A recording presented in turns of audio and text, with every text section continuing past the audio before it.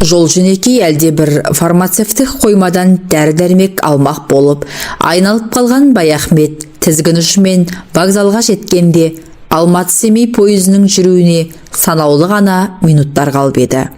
Алаң толы құжынаған халық, кешіккен жолаушылар вагонға кіруге жанталасса, енді біреулер жүргіншілерге жеміс жидегін, шөлмектегі сусындарын, тіске басар тамақтарын тықпалап әуре. Айнала, айғай-шу, бірін-бірі іздеген дауыстар. Баяхмет 7-ші вагонды зорға тауып, билетте көрсетілген 15-ші орынға жайғасты да, өзін аттандыра келген баласы Саятпен асығыс қоштаса бастады. Ал балам, енді бөгелме. Пойыз қозғалып кетсе, үлгермей қалып жүрерсің, деді түр-тұлғасы өзінен айнымайтын сұңғақ бойлы аққұба бозбаланы құшағына тартып. Үлгермесем, бірінші Алматыдан түспейін бе? Деді жас жігіт, әкесі қасында әлде қала тұрсыншы деп келіп. Қой, артық жүрістің керегіне. Айтар тілегім, пәле-жаладан аулақ жүр. Көрдің ғой, бұл заманда адамға сенудің өзі қиын екенін. Санатбекпен келінге сәлем айт. Маған ені алаң болма көке, маңдайымызға тиді ғой. Енді ешкімге жем бола қоймаспыз. Саят кінәлі адамдай қипақтап, көзін төмен түсірді. Сөйт балам, қызметіңе мұқият бол. Саят Баяхметтің кенжесі, көңілі құрғыр, қоңқылдап ақ тұрса да, зейіл әке сыр алдырмай, баласын есік көзіне дейін ұзатып салды. Айтқандай-ақ, көп күттірмей пойызда орнынан қозғалып кетті. Бейне көшенің бір қатпалы жылжып бара жатқандай. Жылжыған бұлар емес, қасындағы ғимараттар. Құжынаған халық сейілді. Әр тұстан қош-қош айтып, қол сермеген жұрт. Саят та кете қоймаған екен. Терезеге төне төнген әкесіне бірдеңелерді айтып, жанаса жүріп келеді. Баяхмет есік терезесі жарқыраған тәуір вагонға тап келіпті. Тек бір таңғалғаны, купеде өзінен басқа адам жоқ. Жүргіншілер қайшыласып жатқан мынадай жаз мезгілінде орынның бос болуы мүмкін бе? Кеше Санатбек бар беделін салып жүріп, бір билетті бронмен әрең алған. Әлде мұның серіктері бірінші Алматыда күтіп тұрмекен. Жолаушылар пойызы екі вокзалдың арасында тым ағылып кеткендей, баяу жылжып келеді. Жол бойы қалың орман, бетон қабырғалы қойма складтар.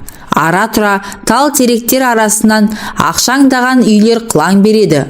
Құдан ауа, бәрі көңілге байланысты екен ғой. Осыдан 15 күн бұрын осы жолмен қалаға кіргенде мына көріністер сұрқы қашқан, қиқы-жиқы, тым жүдеу күйде шалынып еді. Енді қараса соның бәрі өңденіп, құлпырып кетіпті. Онда Баяхметтің көңілі күптеді. Биыл оқу бітірген кенжесі Саят істі болып жатыр дегенді естіп, жанын қоярға жер таппай келе жатқан.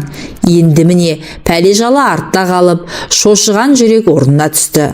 Саятты ағарып, бостандыққа шықты. Құдайдың мұнысына да мың тәуба. Пойыз бірінші вокзалға келіп тоқтаған. Осында 15 минут аялдайды. Баяхмет перронға шығып темекі тұтатты. Манағы көргені ештеңе емес. Жолаушылардың нағыз нөпірі осында екен. Көпшілігі сауда-саттық жасайтын әйелдер. Олардың жүктерін тасып, мал тауып жүрген жүкшілер. Жұмыссыз қалған жігіттерге бұл да бір нәпақа болса керек. Ауыр теңдермен теңкейген алабажақ қаптарды иықтарына салған жүкшілер бірінен бірі озып, жанталасып жүр. Анадай ауыр жүкпен ішке кіруде оңай болмас. Негізінен саудагерлерге арналған артқы вагондардың маңы айғай-шу, опыр-топыр. Баяхмет темекісін тартып болып, ішке кіргені сол еді. Алабажақ қап көтерген жүкшілердің бір-екеуі мұның купесіне келіп жетті ау. Әлгілер иықтарына артқан зіл-мауыр жүкті үстіңгі перронға шығара салып, іле-шала сондай қаптың тағдай екі-үшеуін көтеріп келді. Аузы үзбелі, түйенің беліндей 4-5 қап үстіңгі екі сөреге зорға сиды. Баяхмет, бұл сұра жүктейтін купе болды ғой, деп таңғалып отырған. Дәл осы кезде қолында зілдей сумкасы бар әйел кірді ішке. Жасы 40-қа іліне қоймаған, орта бойлы, қолаң шашын дөңгелете қиған аққұба келіншек. Өзі мына пойызға көп машақатпен зорға жетсе керек. Ақша жүзі албырап, танау қағып, алқынып тұр. Жүгесі осы әйел сияқты. Самайларын 6 айрық тер аққан жүкшілер бірдеме дәметкендей соның бетіне жалтақтап қарай берді. Олардың не күтіп тұрғанын әйел де түсінді білем. Топ-толық омырауының қобылып біткен тұсына 2 саусағын жүгіртті де жігіттерге 100 теңгеден ақша ұстатты. «Мынауыңыз аз ғой, апай», деді жүкшілердің бірі өкпелеген балаша бұртиып. Өздері бұрыннан таныс па қалай? Әйел өзімсінген үнмен: «Жүгірмектер-ай, сендерде де қанағат болсашы, мә, бөліп алыңдар», деп тағы да 100 теңге қосты. «Рахмет, апай, енді қашан келесіз?» «Айдың аяғына таман күтіңдер». Жігіттер қоштасып шығып кеткен. Бос орынға ух деп тізе бүккен әйел қарсы бетте отырған Баяхметті енді ғана байқады. «Көтек, іште тағы да бір кісі бар екен ғой», деді сасып қалып. «Кешіріңіз, қарбаласта байқамай қалыппын. Қасымдағы екінші адам кім болар екен деп қобалжып келіп едім. Жақсы болды ғой». «Несі жақсы?» деді Баяхмет салқын жымиып. «Сізге серік болғанымды айтам да, былай сенімді кісі көрінесіз».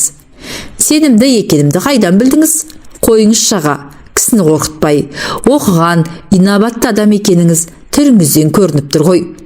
Келіншек соны айтып сықылықтап күлді.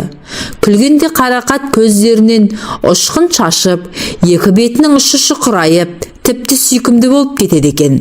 Көп күлетіні де содан болса керек. «Танысып қоялық, менің атым Биғаным», деп қолын ұсынды. Алақаны ұлпадай, саусақтары нәзік екен. «Менің ныспым Баяхмет». «Қайда бара жатырсыз, аға?» «Семейге». «Онда үй жолдас екенбіз. Мен сізден 2 сағат бері шардан түсемін. Қаланың өзінде тұрасыз ба?» «Қаланың қасы Жаңа Семей ауданында», деді Баяхмет. «Осында жүкті қалай алып келесің, қарындасым-ау?» «Қайтеміз, күн көрістің қамы ғой. Саудадан басқа кәсіпті қазір ел біледі ме? Өстіп базардан базарға шапқылап жүргеніміз.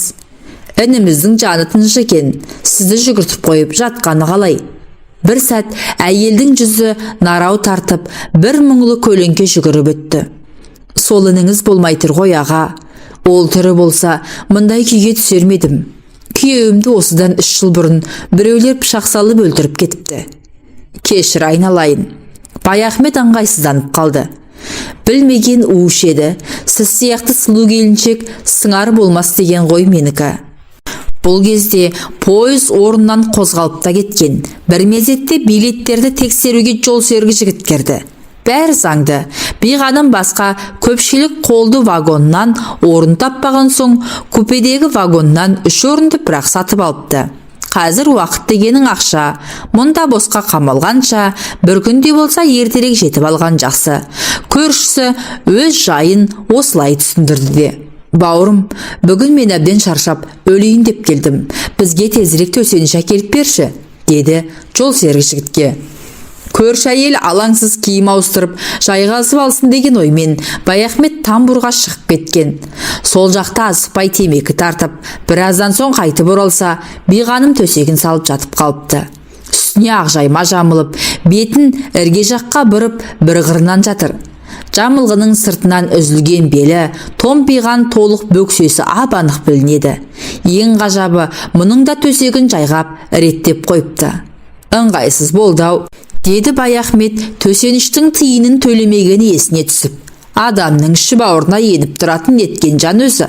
Ақылына көркі-сай, осындай бір қалып әйелдер болады-ау». Сағатына қарап еді, 4-ке жақындап қалған екен. Түске дейін дәрдәрмек іздеймін деп біраз сандалған Баяхметтің де қарасаны үзіліп тұрған.